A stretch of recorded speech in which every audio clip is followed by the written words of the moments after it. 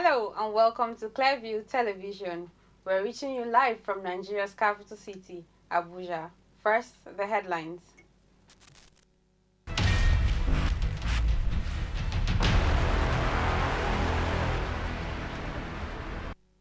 Nigerian Senate moves to end crude oil theft, vows to come up with appropriate legislation for prompt prosecution of masterminds and their agents.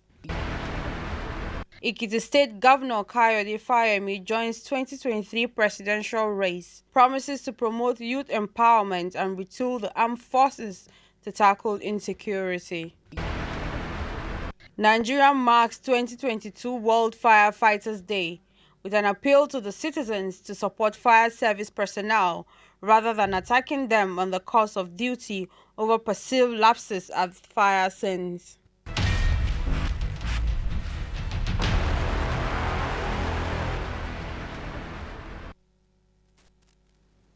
I am Florence Joshua with this and more. The Nigerian Senate says it will ensure strict implementations of recommendations of its ad hoc committee investigating the insistent stealing of the nation's crude oil. The Senate said it hopes to achieve this by coming up with an appropriate legislation that will ensure strict punishment for those caught in crude oil theft and their masterminds. Increasing cases of crude oil theft, either through pipeline vandalism or illegal refining of petroleum products, a development that continues to result in huge revenue losses and loss in human lives and property, is becoming a source of embarrassment to the Nigerian Senate. Drawing from the recent explosion from an illegal refinery that led to the death of more than 100 people in Imo State, the Senate has set up a 13-member ad hoc committee to dig deep into the rising cases of crude oil theft. Lawmakers vow to enact an appropriate legislation to punish the masterminds and their collaborators. How soon will it take us to get out of this oil stealing, different embarrassing statistics about 85%, 95%? Some security agents too are culpable. From what you read in the papers, they collaborate with some of these people because they have huge rewards when they do that. And some people even perceive that even some of the security agents wouldn't want this to stop because of the huge benefits that they derive from it. I cannot verify that, but this allegation keeps coming up and up and up. And the fact that they cannot contain this means you can give credence to some of this speculation about the involvement of some security agents. Basi Albert Akpan is the chairman of the Senate ad hoc committee. He says the time has come for masterminds of crude oil theft and their agents to be made to face the music. Just like we have succeeded in the past, I can assure you we'll succeed in this one. I know that several studies have been done, several investigations have been done, even on the executive side. They've set up the highest committee with the Chief of Defense Staff and all the service chiefs. So I believe that we are the consciousness of the Nigerian people, and we'll do our best. We'll not just sit down in Abuja to work. We'll get into the field to see what are the root causes, and what steps must we take, and if needs be, what do we need to amend in terms of punitive measures? How do we enact this in the law? Because this is a clear sense of economic sabotage, and I think government has to be very decisive. All companies are using outdated metering systems, which are not actually capturing the actual volumes. So these are the same kind of things we need to do, and we have requested. These are some of the informations that we have requested in terms of our data collections. We will try to do our best to ensure that we unravel it, because it's not just about oil theft. The losses are not a result of bunkering alone or oil theft alone. Some could be a result of metering and things like that. So we intend to carry out a holistic investigation. We'll not be so much in a hurry. And we'll work with the Upstream Commission, we'll work with NNPC and other stakeholders to see how we can nip this in the bud within the shortest possible time. If the Senate lives up to its promise to end crude oil theft, Nigeria stands to reap huge revenue as the price of oil in the international market is on the steady rise. Recall that recently the Office of the Accountant General of the Federation said 107 million barrels of crude oil could not be accounted for in 2019 alone. Analysts said the figure has been on the rise since then. Joy Mtoen reporting for Clearview Television. Ekiti State Governor Kayode Fayemi this Wednesday in Abuja formally declared his intention to contest the 2023 presidency on the platform of the ruling All Progressive Congress (APC). Answering questions after his formal declaration before an audience that looked more of a town hall meeting, Governor Fayemi promised to ensure youth empowerment, retool the armed forces and security agencies, and promote decentralization in all spheres to bring governance closer to the people. As the standard bearer of the All Progressives Congress, I will be leading the implementation of a holistic and integrated response to the multifaceted security crisis confronting us. To this end, we can expect the retooling of our armed forces, intelligence agencies, and our border guards will be pursued in tandem with an overhaul of our policing system and the phasing in of bold, universal social policies that will enable us decisively tackle poverty and upgrade human capital and security. In this perspective, the deliberate expansion of employment opportunities, youth entrepreneurship, skills development, and innovation, support to the weak and vulnerable, such as we have done in Ekiti State for the elderly with Owo Arugbo and Onje Arugbo, and women's socio-economic empowerment will be treated as just one dimension of our comprehensive response to the costly security crisis that have destabilized us as a nation. On the growing number of presidential aspirants, Governor Fayemi assured that he would adhere to the highest standards of decorum and decency. Among top politicians at his official declaration ceremony were a former governor of Ogun State, Ibekunle Amosu, former Senate President Ame Abute, former Ekiti State Deputy Governor Professor Modupe Adelobu, and some traditional rulers. Still in the spirit of Eid al-Fitr celebrations, Muslims and non-Muslims were hosted to a Salah feast tagged Eid Milad.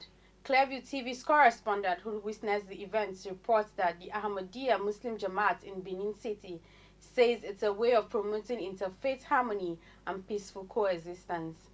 At the Salah feast tagged Eid Milad, held at the Ahmadiyya Muslim Jamaat Mosque in Benin City, Muslims and non-Muslims came together in the spirit of Eid al-Fitr celebration. Addressing the guests, Alhaji Sule Egwa said the event is in line with the Prophet Muhammad's practice on how to relate with your neighbors, Muslims or non-Muslims. I'm grateful for our neighbors here because they have shown us compassion, understanding, and collaboration. And we're giving our more that day, they came particularly to assist us. This is the condition of one thing. If every Nigerian community can live like this, both the Christians, the Muslims. Speaking with newsmen on the essence of the get-together, the Imam, Maulvi Shahid Ahmed, said it is a way of accommodating people of different faith in the community in the name of Eid al-Fitr. While one of the invited guests, Apostle Aikpitain Osas, simply described the event as an amazing way of further promoting peaceful coexistence. The reason we are here so that we should, establish the peace and harmony within our neighbor.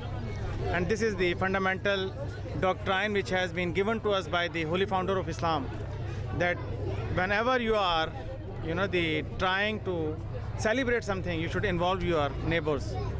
That is the way to establish the peace within the community. So on this ground, we have arranged this gathering so that our neighbors should come. We should, they sit together. We should know each other, and in future, whenever it is need to assist one another, so we can, they assist them. Because coming together like this is to show oneness, to show love. Because according to their doctrine, it preaches about peace. Peace within your home, peace within your environment. And coming here to give, as part of our community, they've been able to reawaken the respect and love we have for their religion. It is expected that with such hosting, the harmonious relationship between Muslims and non-Muslims resident in the area will be further strengthened. Nafisa Bello, reporting for Clearview Television. In contemporary times, tribal marks have become the dying law of ancient days. In Nigerian, tribal marks were used as means of identification and beautification among some ethnic groups like the Yorubas, Hausas, Igbo, Igalas, Tiv, Kanuris, and others. Clearview's TV Chidima Okafor in the special report says the use of tribal marks is fast becoming seen as offensive and inhuman by some Nigerians. Tribal marks in the olden days were used to identify people of a particular locality, especially in times of wars, which were common at that time. But in the present day, the use of national identity card or international passports appears to be generally acceptable. A number of reasons, including health hazards arising from facial mutilation due to the use of unsterilized blades and crude tools by non-professionals, account for the gradual rejection of tribal marks. According to popular Nigerian politician Senator Dino Melaye, the time has come for Nigerians to do away with tribal identity marks. It says, carrying out facial mutilation is a form of infringement on the fundamental human rights of the child because it is being done without the child's consent. And if any culture infringes on the fundamental human rights of a person, it should be abrogated. That bill was in 2016 November, and it's a bill against facial mutilation. And you give mark to a child without the consent of that child. The child grows up and says, oh, if I was not a child, I would have resisted this. And that is an infringement on the fundamental human right. Any culture that infringes on the fundamental human right of that person should be abrogated, because the fundamental human right as enshrined in the Constitution of the Federal Republic of Nigeria, drawing tribal mark from Igala land to Ibadan to some other parts of Nigeria where you still find a child that is under 7 days old, being facially mutilated and all sorts of designs on their faces. And this mutilation and cuts and tribal mark is not done by professional medical experts. It's not done by nurses or people who have medical experience. It's by some very local people who use unsterilized sharp objects. And this results in diseases that will give either permanent disabilities to some of these kids, and in most cases, they even die of infections. In November 2016, Senator Melaye sponsored a bill for the abolition of tribal marks, which passed the first and second readings but was yet to scale the third reading before his tenure ended rather abruptly following the decision of the Election Appeals Panel that nullified his second-term victory. He expected that the prohibition of tribal marks bill would have been represented before the State or House of Representatives by one of the members in the House, but wasn't. The Kogi-born politician says if he finds himself back in the Senate, he will definitely push for the representation of the bill. Every bill dies with a particular legislative section. So if the bill is not passed and assented to by the president in that legislative section, the bill will have to be reintroduced afresh in another legislative section. If I find myself again in the Senate, I will definitely want to push it to a logical conclusion. Like Senator Dino Melaye, not a few Nigerians see everything wrong with tribal marks, even as some see nothing wrong with it. My mom briefed me on what happened when my dad came back from work. We're in Kaduna. I was born and brought up in Kaduna. And when my dad came back from work now, he met my mother, because my mother brought me back from the village then. Said, why all this mark? And they think it's a serious issue. My dad actually have a tribal mark, and it somehow don't look good on him. So it's not something I want anyone to do to my child. My child, tribal mark. No. It won't sit well with me and her. No. I won't accept it. Well, I would not react in a negative way because I believe in culture. But not a very, massive mark like that, though. Yeah. For many, tribal marks as part of Nigeria's cultural heritage may soon be a thing of the past, as more and more people no longer fancy giving their newborn babies such ethnic identities. Whether the implementation of tribal marks should be abolished in Nigeria through legislation remains to be seen. Chidima Okafor, reporting for Clearview Television. Nigerian youths have been advised to stand up, embrace the long-age practice of beginning while climbing the ladder of greatness by shunning the get-rich syndrome. The Director General of Nigerian Television Authority (NTA), Yakubu Muhammad, gave this piece of advice at the official launch of the Young Entrepreneurs and Innovators Foundation in Abuja. Clearview TV's Imeofon Okon, who was at the launching, reports that the NTA Director General was represented at the occasion by the Director Multi-Channels, Lauren Kwange.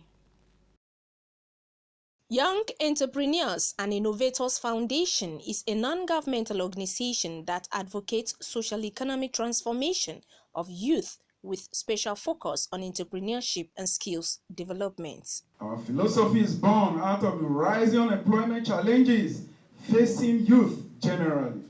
Youth Foundation strongly believes that this overwhelming challenge needs to be drastically and honestly addressed through well-structured youth entrepreneurship-oriented programs. Various speakers at the launching used the occasion to encourage Nigerian youth to work hard and embrace little beginning.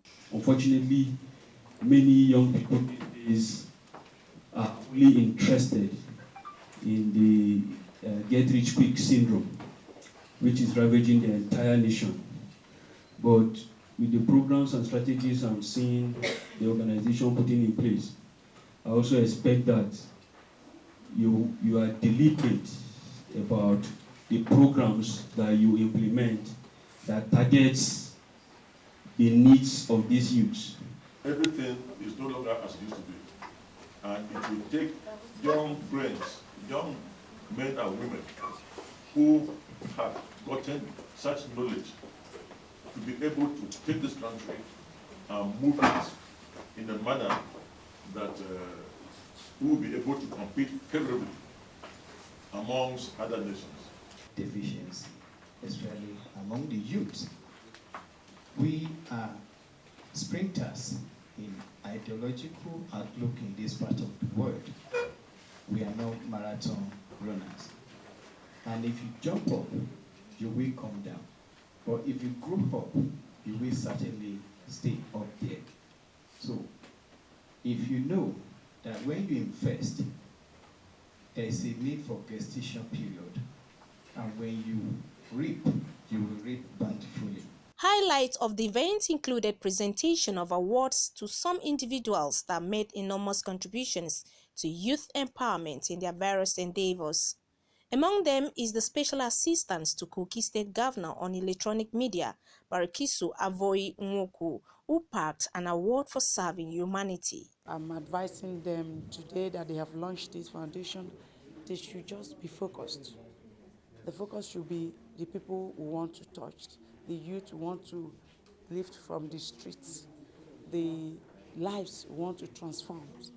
If that is their focus, I bet you, no matter the challenges they will face, they will always have this resilience to bounce back. The vision of Youth Entrepreneurs and Innovators Foundation is to become the foremost humanitarian organization for grooming a generation of outstanding young entrepreneurs and innovators on the African continent. Imefon Okon, reporting for Clearview Television. If you're just joining us, you're watching the news on Clearview Television. The news returns after the break. Listen to this truth. We are growing by the day and our viewership keeps growing on our different platforms. We are inviting you to advertise your goods and services with us at incredibly low rates. And do you have news for us? Script or video, please contact us through our email address clearviewnewsroom@gmail.com or WhatsApp line 080 650 30 300. Again, 080 650 30 300. Welcome on board.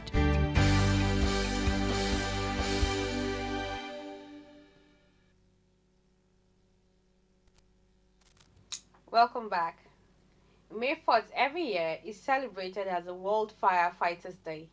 At an event to mark the day in Abuja this Wednesday, the Controller General of the Federal Fire Service, Abdul Ghani Ijaji, enjoined all to join hands with the service to ensure the safety of lives and property of all, rather than resorting to attacking fire service personnel over observed lapses in the course of carrying out their duties. Clearview TV's Ridwan Ogbara was there and now reports. The World Firefighters Day is celebrated annually to recognize and honor the sacrifices made by professional firefighters around the world in ensuring that communities and the environment are safe from the devastating effects of fire. It is a day people wear a symbolic badge made from red and blue ribbons to pay their gratitude to all the martyred firefighters. Red and blue colors are the main elements of a firefighter's work. While red denotes fire, blue is symbolic of water. While throwing more light on the significance of the Firefighters Day, Comptroller General of the Federal Fire Service Abdulgani Ujaji called on citizens who attack firefighters at fire scenes to have a change of heart and rather assist them in any way they can in their task of saving lives and property. For a fireman to risk his life, staying up round the clock, attending to life-threatening situations without a commensurable reward system is not motivating. It does not only affect efficiency, but it destroys productivity. A show of sympathy and goodwill will go a long way to lift the spirit of these firefighters to continue in the line of sacrifice and love for the country, to save life and property, especially on a day like this. I want to therefore call on those who attack firefighters at fire scene to rather appreciate, support, and celebrate them. The Comptroller General further described firefighters as partners in progress, adding that necessary steps are being taken to enhance the effectiveness of firefighters in the discharge of their duties. You realize that the citizens of Nigeria have not been able to appreciate firefighters enough to the level that while they were doing their job, a lot of people will attack them. And when you are doing that, you are killing the morale of the firefighters. My message to Nigerians is that they should not look at firefighters as an enemy. They should look at them as partners in progress. It is known when you are late that we can reward you. Even while you are still alive, you still need to be rewarded. So what we want to do, or we intend to do, is to make sure that all the necessary gadgets that is required of our personnel to fight their fire effectively will be put in place. At the event, a victim of fire incident in Osun State appreciated the fast and quick response he got from the Federal Fire Service team in the state. Firefighters are one of the most courageous and fearless professionals who dedicate their lives to saving people and protecting their property in times of fire. The task of rescuing people from burning buildings and vehicles requires a special kind of training, and the day celebrates the community's courage.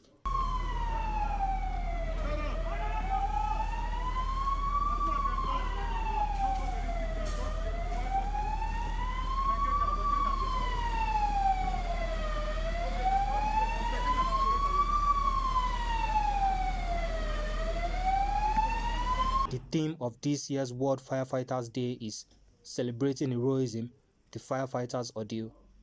The International Firefighters Day originated after a tragic incident occurred in Linton Town, Australia on December 2, 1998. In the horrible incident, 5 firemen lost their lives while trying to douse a wildfire.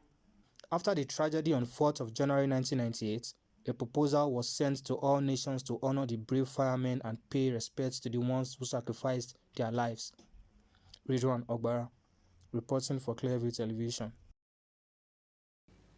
Russia has dismissed speculation that it will declare an all-out war in Ukraine in the coming days as nonsense. Moscow has up to now denied it's at war, instead referring to the invasion as a special military operation.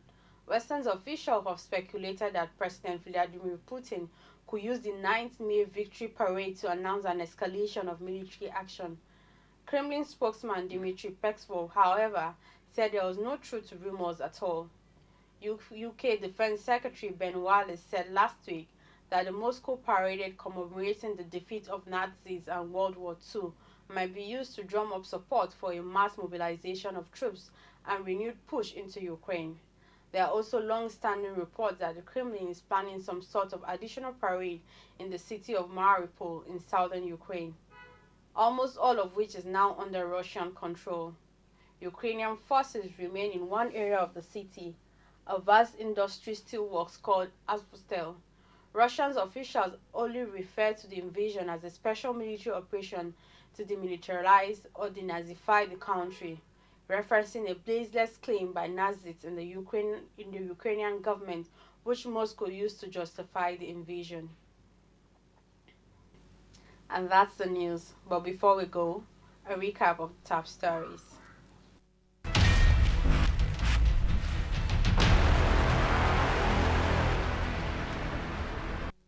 The Nigerian Senate has vowed to come up with an appropriate legislation that would ensure prompt prosecution of masterminds of crude oil theft and their agents. Ekiti State Governor Kayode Fayemi has formally joined the 2023 presidential race with a promise to promote youth empowerment and retool the armed forces to tackle insecurity in the country.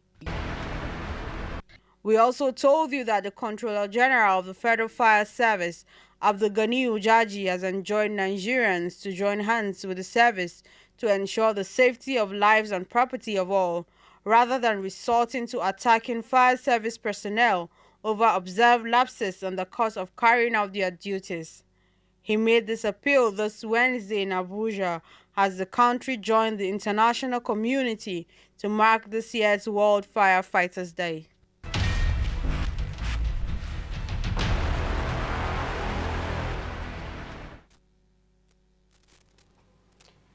Remember to like us on Facebook, Clearview Television.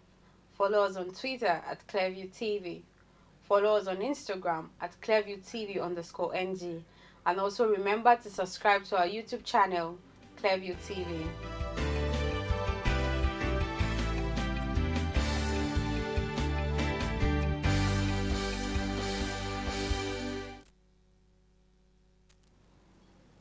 I am Florence Joshua. Thank you for watching.